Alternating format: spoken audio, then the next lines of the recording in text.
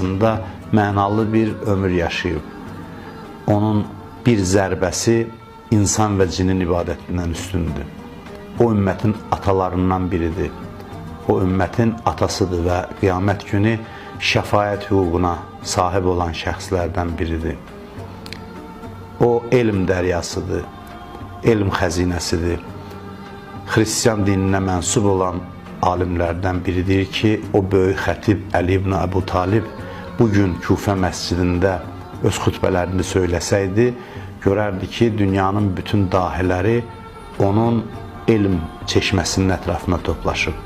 Zaman keçdikcə o nəinki sıradan çıxmır, daha da aktuallaşır. O öz zamanından daha çox indiki zamanda tanınır və zaman keçdikcə Əli əleyhissalam daha çox tanınacaq. Buna heç bir şübhə yoxdur. Çünki o zaman və məkanın fövqündə olan bir şəxsiyyətdir. Əli haqq elədi, haqq da Əli ilədir. Harada Əli varsa haqq oradadır.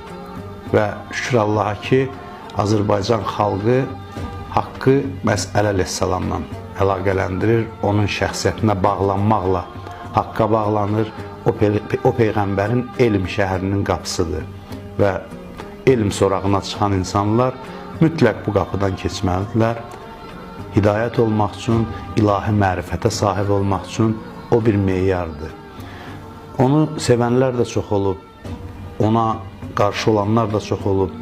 Ümumiyyətlə, üstün şəxsiyyətlər dost və düşmən yaratmaq istedadına sahibdirlər. Əli əleyhissalam bu baxımdan yeganədir. Həm ona hədsiz bağlı olan insanları formalaşdırıb. Əlinin sevgisi tarixdən misilsizdir. Əli əleyhissalamın sevgisi ilə nə qədər insanlar fədakarlıq edib, şəhadət zirvəsinə ucalıb. Eyni zamanda Əli əleyhissalam düşmən də yaradıb. Yeganə Allah övliyasıdır ki, onun adıyla, onun adına lənət oxunub tarixin müəyyən dövrlərində. Amma alimlərdən birinin dediyi kimi, o ətir şüşəsinə bənzəyir. Sındıqca ətri daha çox yayılır. Onun sevgisi qəlblərdə ilk gündən özünə yer alıb və bugün də bütün insanlıq sevər, ədalət sevər insanların qəlbində Əli əleyhissalamın xüsusi yeri var. Əli əleyhissalamın sevgisi Allahın verdiyi xüsusi bir nemətdir və bu nemətə görə Allaha şükür edirik.